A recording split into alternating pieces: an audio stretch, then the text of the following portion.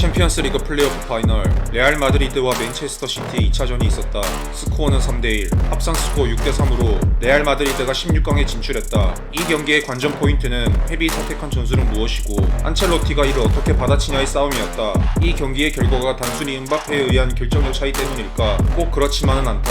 맨시티의 문제가 너무나도 많았기 때문이다. 이번 영상에서는 맨시티 문제점 위주로 경기를 해석해 보려고 한다. 그 전에 우리 맨시티 형태 알아봐야 한다. 전체적인 시스템은 4-2-2-2에 가까웠다. 니코와 균도간이 더블 피벗을 형성했고 포든과 베르나르도는 앞선에 위치했다. 물론 그들은 상황에 따라 더블 피벗을 보조하기 위해 한 칸 아래로 내려오기도 했다. 그바르디올과 후선 우프는 정통적인 풀백을 맡았지만 깊게 전진하지는 않았다. 이는 마드리드의 역습이 뛰어나기 때문이다. 우선 맨시티의 공격 목적은 명확했다. 1차전은 하프 스페이스를 적극적으로 침투하자였다면 2차전은 중원 조합 플레이로 활용하는 것이었다. 그렇다면 조합 플레이를 위해 어떤 장치를 활용했을까? 첫 번째는 고정 움직임이다. 사비뉴와 마르무시의 위치를 이용했다. 그들은 전형적인 투톱으로서 상대 센터백을 상대하는 것이 아니라 풀백과 센터백 사이에 위치했다. 이는 2명으로 수비 4명을 고정시킬 수 있다는 점이다. 만약 센터백을 직접 상대한다면 풀백이 전진 가능했고 측면 넓게 위치한다면 센터백이 전진할 수 있기 때문이다. 따라서 이러한 고정 움직임은 상대 수비를 우방에 묶을 수 있고 중원에 많은 공간을 발생시킨다. 이는 수적 우위를 형성하기 쉬워진다는 의미다. 두 번째는 포켓 공간 비우기다. 포켓이란 넓은 의미에서 상대 수비 라인과 미드필드 라인 사이를 뜻한다. 또는 존 14라는 용어로 해당 영역을 의미하기도 한다. 공격 시 공략해야 할 가장 핵심 지역이며 해당 공간을 장악하는 것이 승리에 가까워지기 때문이다. 하지만 이번 경기 시티는 해당 공간을 의도적으로 비워놨다.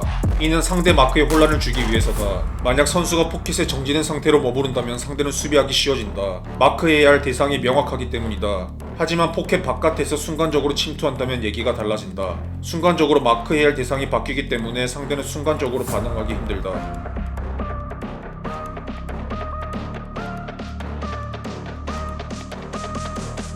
이러한 두 가지 장치로 시티는 중원 조합 플레이를 활용하려 했다. 평균 포지션을 보더라도 상당히 중원 장악을 위해 노력했다고 볼 수 있다. 하지만 이러한 노력이 집착으로 바뀌었고 오히려 비효율적이었다. 첫 번째 문제점은 중원 과부하에 너무 집착했다는 것이다. 중원에 많은 선수를 배치하고 컴팩트함을 유지하는 것은 선수 간 조합 플레이를 펼치는 데 유리하다.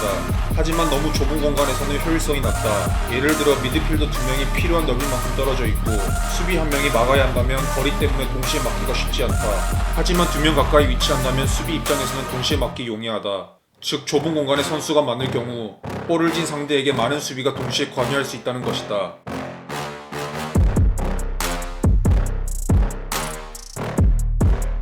두 번째는 레알 수비 라인의 혼란을 유발하지 못했다는 점이다. 공격수가 수비를 괴롭히기 위해서는 끊임없이 선택지를 줘야 한다. 뒷공간으로 침투할지 혹은 내려와서 공을 받을지에 대한 양자택일이라는 선택지다.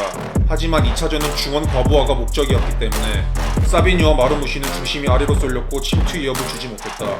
이는 레알의 수비진들이 뒷공간 위협 없이 너무나 편하게 수비했다는 의미다.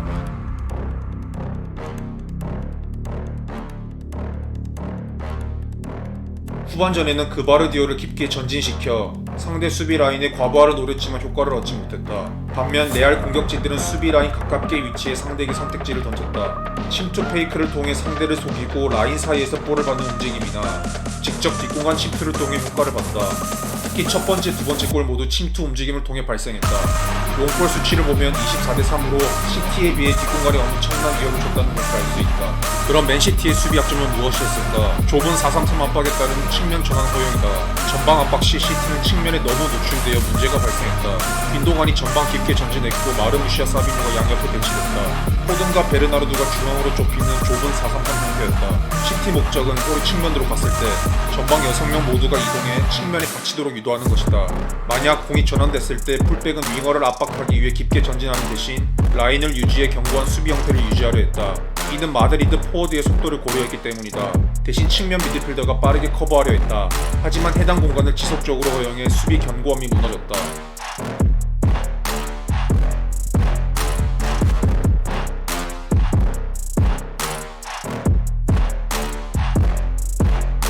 특히 마드리드는 오른쪽 측면 전환에 계속 성공했다. 마드리드 평균 공격 방향과 이번 경기 공격 방향을 비교해보면 엄청난 차이가 난 것을 알 수 있다. 이는 시티의 좁은 4-3-3 압박의 약점이 계속 드러났기 때문이고 펩은 스스로 자멸했다. 안첼로티는 스쿼드의 질적 우위를 어김없이 활용했고 펩은 문제로 제기됐던 약점을 2차전에서 보완하지 못했다. 스스로 자초한 결과였다.